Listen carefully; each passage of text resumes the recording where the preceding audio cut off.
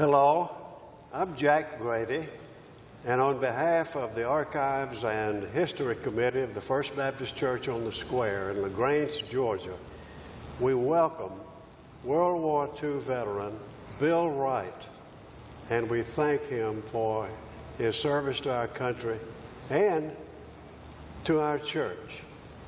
Bill, thank you so much for joining us here today. I'm looking forward to hearing a little bit about your experience in the World War II in the Marines, I believe. Yes, sir. So thank you. Good to see you. Glad to see you, sir. Appreciate all that you do for our church. Thank you.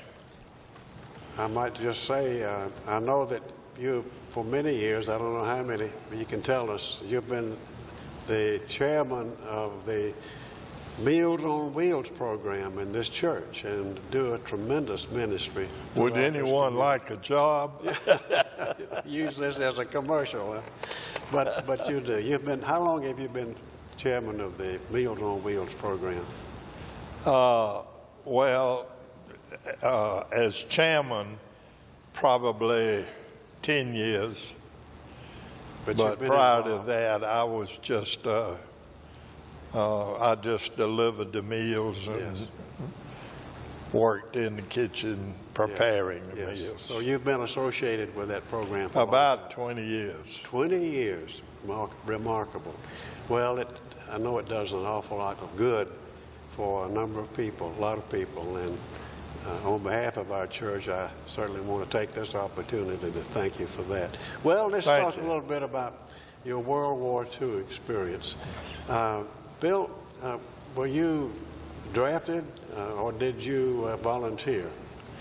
Well, Jack, you have to remember now that in those days I was a rambunctious teenager.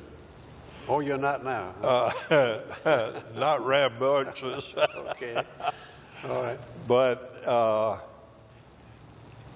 I thought that I had to get into that war, you know. Sure.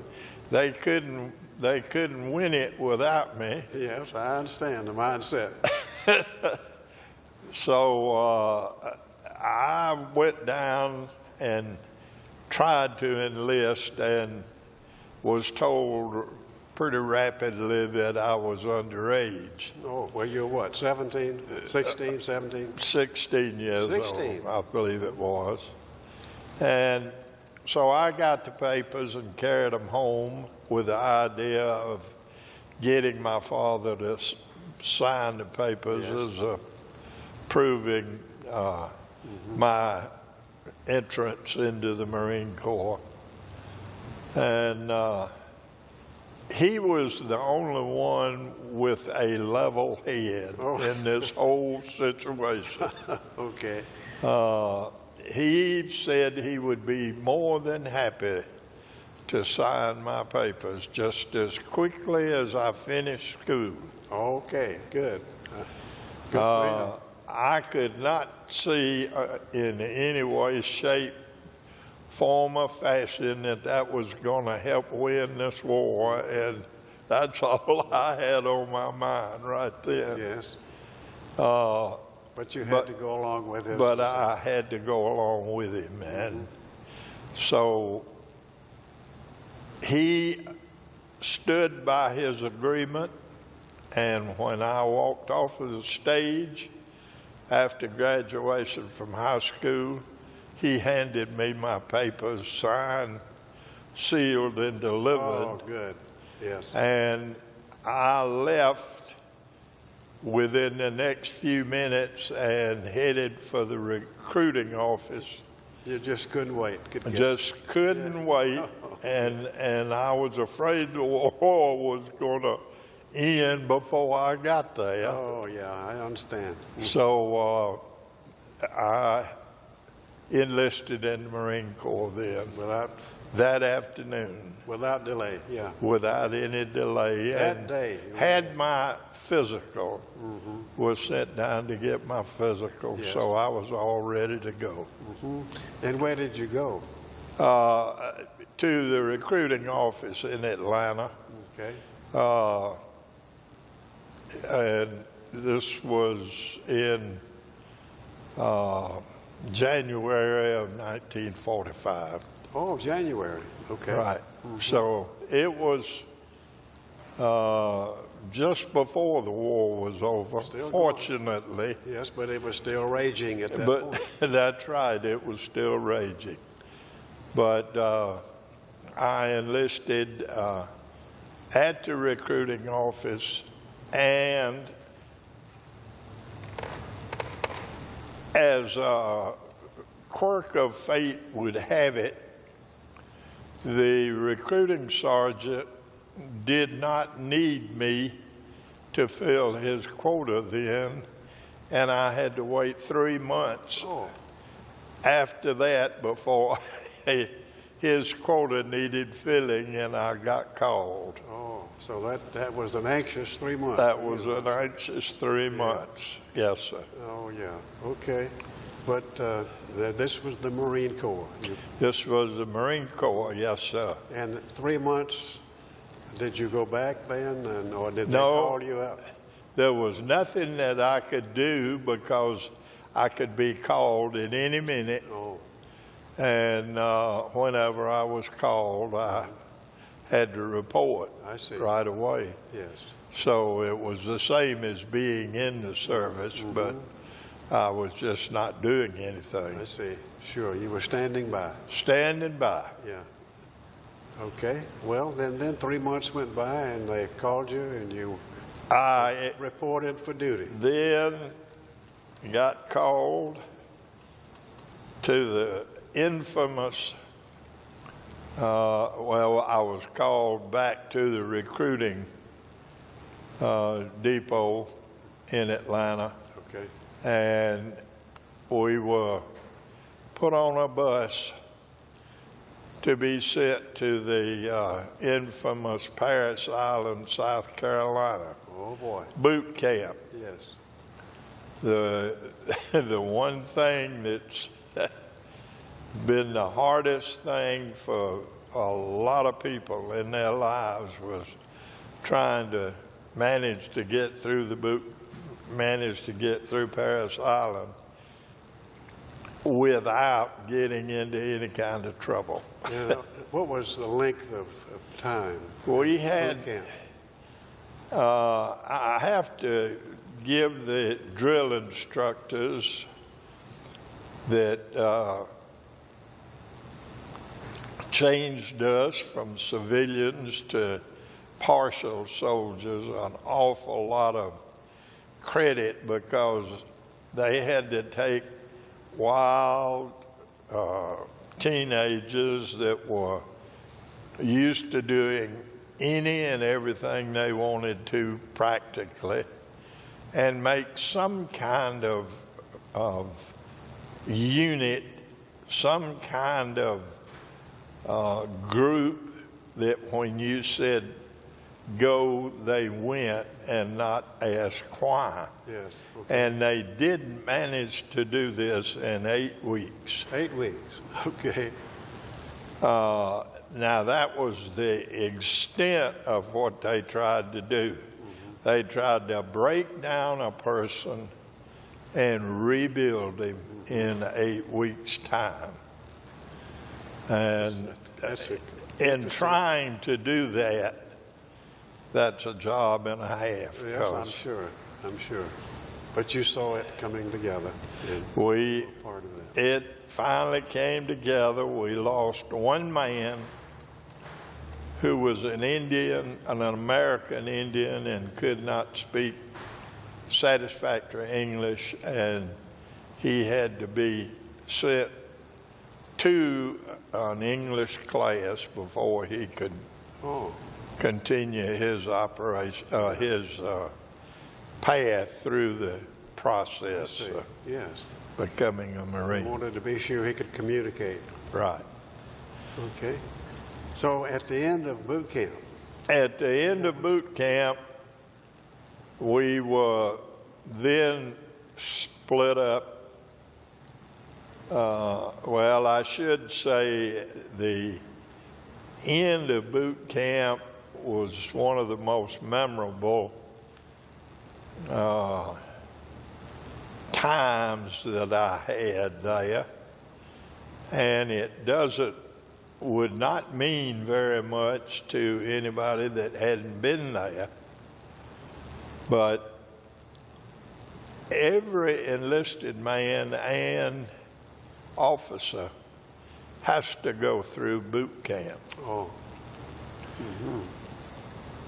And every enlisted man, when he is drafted or enlists, when he goes on to Parris Island, South Carolina, he is not a Marine, he is a boot. He is not considered a Marine. He is not allowed to wear the insignia of the Marine Corps. Not even wear the insignia. Not even wear the insignia. And until they have finished satisfactorily their 8 weeks of trying to become a halfway soldier anyway. And then they are given the emblem and the privileges of being called a United States Marine. And that was a very special event, I'm sure. You accepted to part of the Marine Corps. Us, to the ones that had been there, to the ones that now did not have to salute any and everybody that wore the emblem. It was a very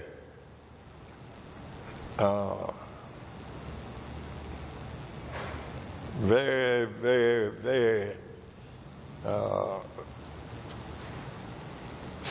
good feeling. Very special, and you had heartfelt feelings for the Marine Corps. Yes, sir. You were a part of something I was special. a part of the Marine Corps then. Yeah. Maybe a minor part, maybe a little bitty But you tiny belong. part, but You belong. I belong to the Marine Corps now. Yes.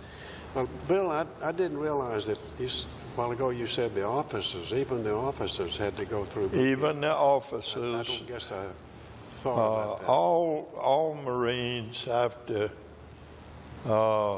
go through boot camp. Everyone needed to know and understand what was expected of a Marine and live that life. Supposedly, everyone basically in the Marine Corps is a rifleman. That means they are capable of using a rifle for the purpose that it was intended. Yes. You might be a cook and a baker, but you know how to I see. use a rifle first. Okay. You might be a officer that's going through officers candidate school, but you know how to use that rifle first. Okay, good. That's a good point.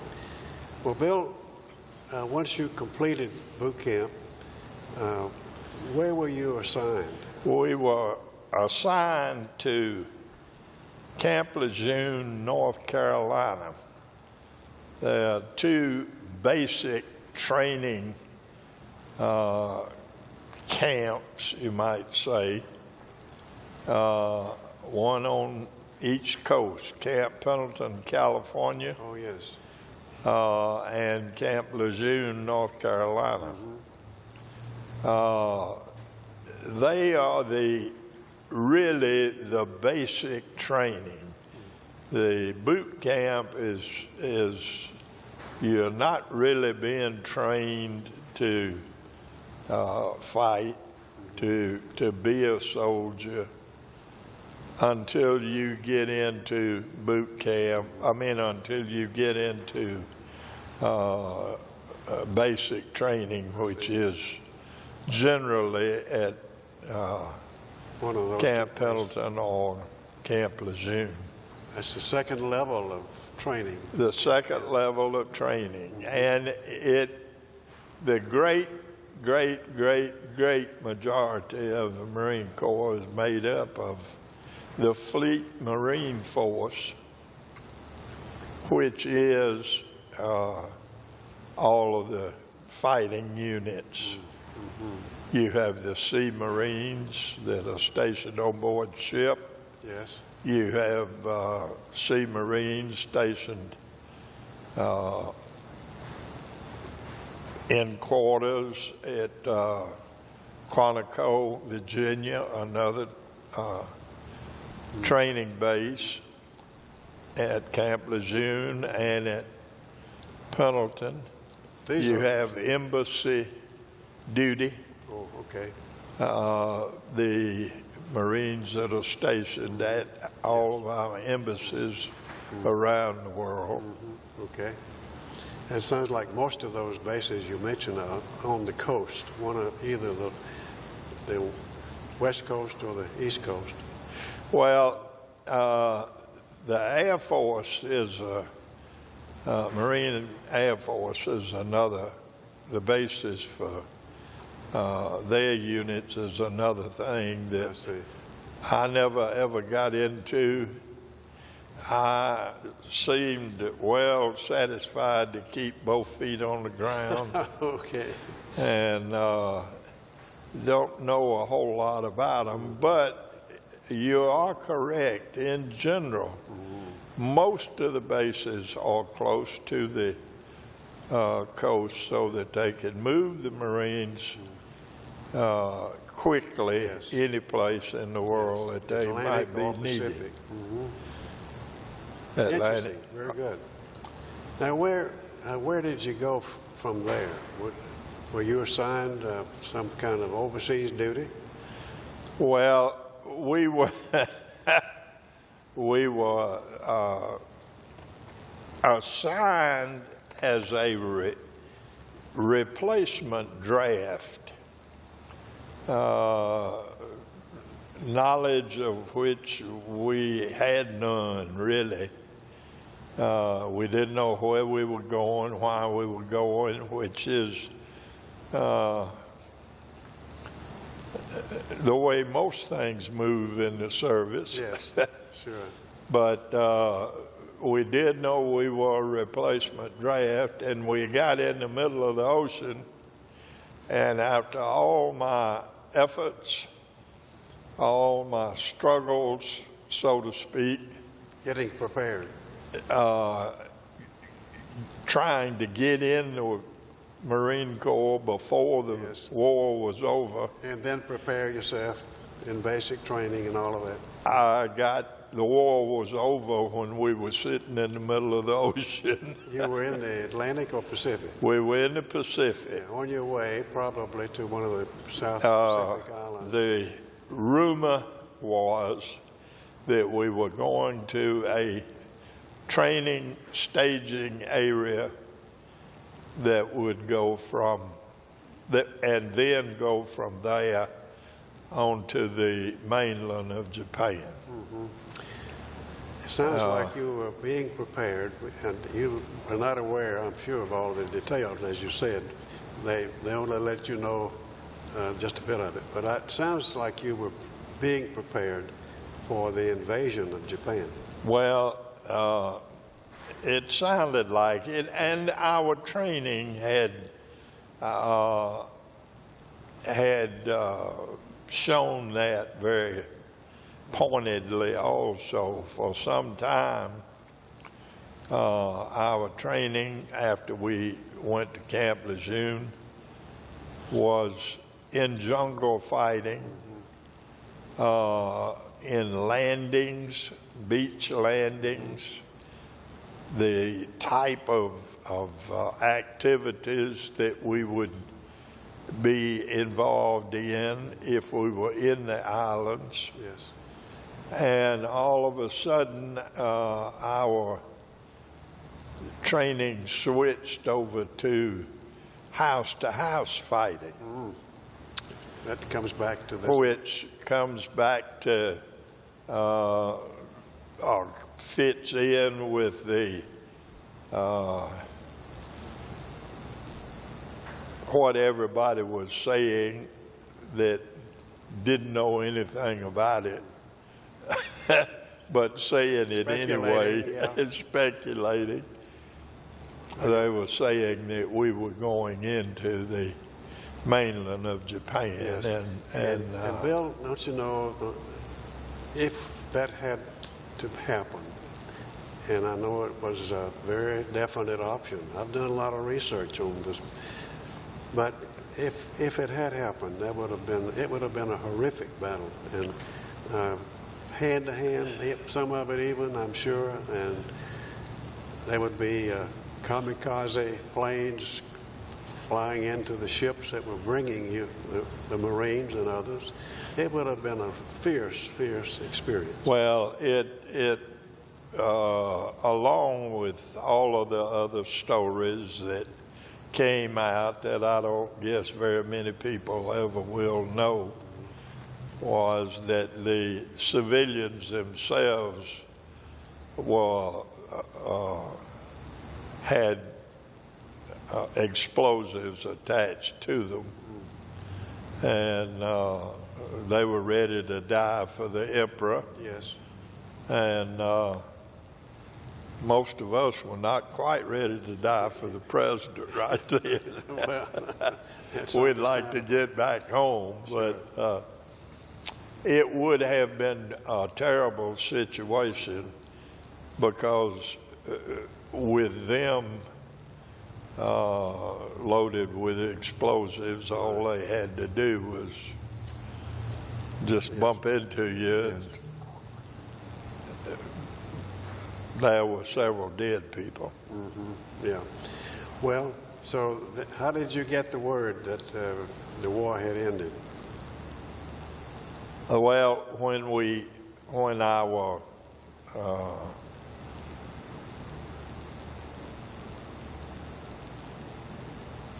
route, I would say, changed pretty much overnight, and we headed into Guam, Okay. So which was a replacement area. On the north end of the island was a replacement area. We knew something was coming along, but we just didn't know didn't which. know the details at that point. Didn't know the So details. you didn't get a message while you were aboard ship? Yes, we got the message aboard ship that just from the captain Kind of a general. saying that the war was over, and that was about the extent of it. Yeah. Okay.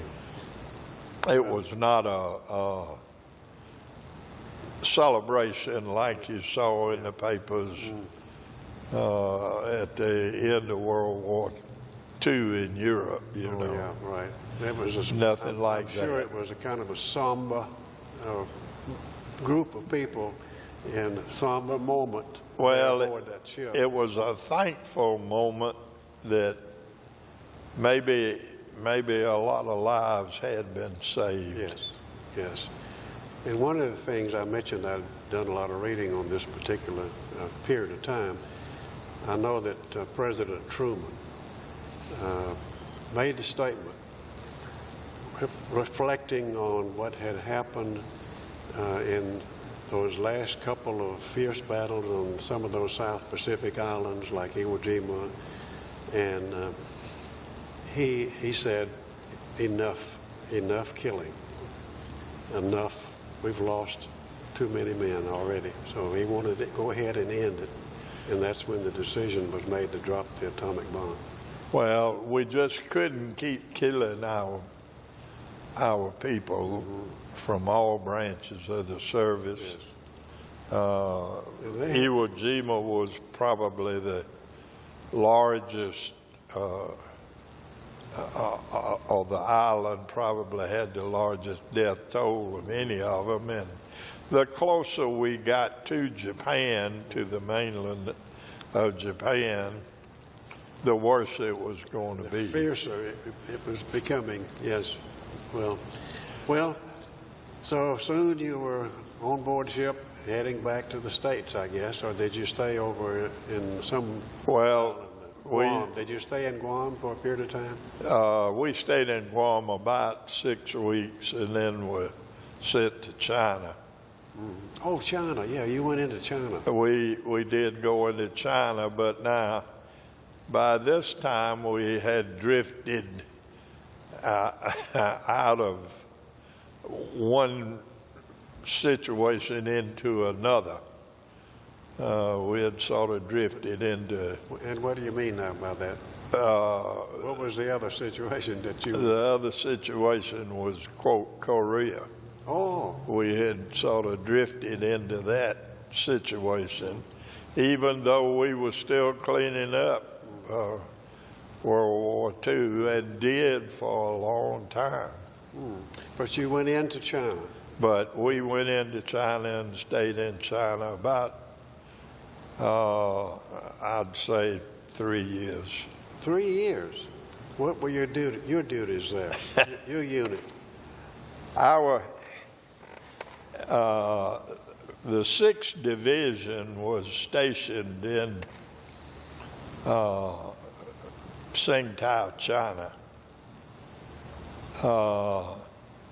along with a couple of other cities in China. The 6th Division being made up of the 4th Marine Regiment. It was stationed at the signing of the peace treaty. Oh, okay. For the surrender ceremony. The surrender ceremony. That was in September of 45. That was the 4th Marine Division, Okay. 4th Marine Regiment. Okay. The 22nd Marine Regiment was guarding our own supplies, not meaning to be detrimental there with that statement, but the 29th Marine Regiment was in the process of repatriating Japanese from North Korea back to Japan. Oh.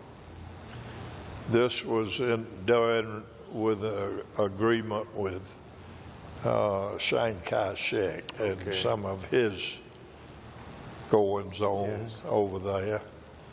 And our job was to guard the supplies for the Chinese Marines Marines. that were still stationed there I see, in that area.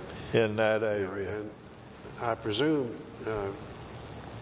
your Marine Division and others were in China to support General Chiang Kai-shek, who was trying to give leadership to the Chinese at that point. To support him and do some of the things that he had agreed to do. He was going to get all of the Japanese out of China. Several other projects that they were working on. We were over there trying to help him. Japanese were still in China. Now, I know that the Japanese had been at war with China long before World War II, several years before. Right. And that was a long period of time when they were involved in that.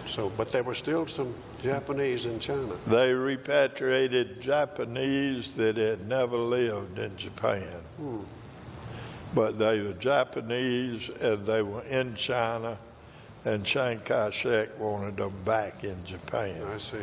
Okay. Interesting. Well, that's the point. I had never realized that was a part of your experience too. Well, I appreciate you sharing that, Bill. Anything else you'd like to mention? Just the quick mention of the dedication of the drill instructors at Paris Island and at the other boot camp on the West Coast. I thought that they didn't care very much about us, when you're going through it. Yes.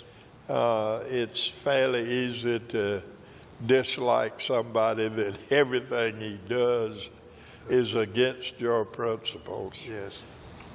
But our drill instructor was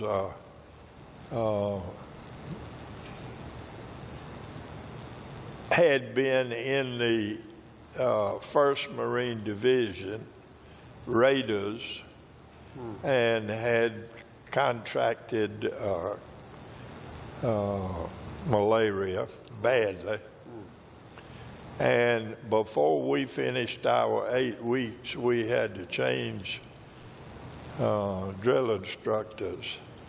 I never thought I would see or hear from this sergeant again. As we were fixing to leave on the cattle trucks going over to the train station on the mainland, somebody was running down the street with something flapping, and we watched to see who it was, and it was our drill instructor that had actually gotten out of bed and come down to say goodbye to the fellows that he had trained, to remind them of things that he had said, and to wish them good luck. Yeah.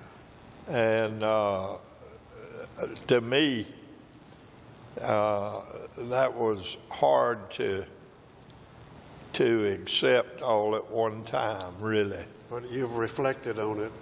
I've reflected years on it. after that. And, yeah. And it's meant a whole lot to me. He really cared for his men. He really cared for them. He wanted you to be prepared, too. Right. Yeah. And he was dedicated to that task. Got up out of the hospital and came to see you all. Got up out of the hospital bed and came out to say goodbye. Well. And I thought that was fantastic. Well, that surely is. And I know that the Marine Corps will always have a special place in your heart. Right. Yeah. And the men, I don't know if you had any contact with them after you came home, but still, you never forget some of them, I'm sure. A few of them I have had contact with. I'll never forget that sergeant's name. It was Sergeant Harsh. Harsh. Harsh. Isn't that interesting? Harsh. And he was pretty harsh to you during the time you were in boot camp. He was extremely hard. But he was doing it for your sake. He was doing it for our benefit, but we couldn't see it for a long time. I know that. Okay. Well, Bill, thank you so much for sitting with me today. And I want to thank Paul Barnes for actually, I call him our technical expert, because he knows all of the equipment and how to handle the recording instruments, and he's making a copy of this for you to keep. It'll take a little while because he has the master, and he's going to make some copies for the use by the Archives and History Committee. Good. They'll be up in the Heritage Room here in our church, so that people, if they want to, they can come in and take one of those DVDs that are there and show it, find out more about this period of time in our history, and the men who served our country in such a way as you have helped describe here this morning. And not only people can come now or next week or next month, next year, but even years to come, because the Heritage Room is there for that purpose. So you're a part of history, and you're a part of, thankfully, a part of this church, and have served it so well. Thank you. Thank you, Bill. Thank you, Jack.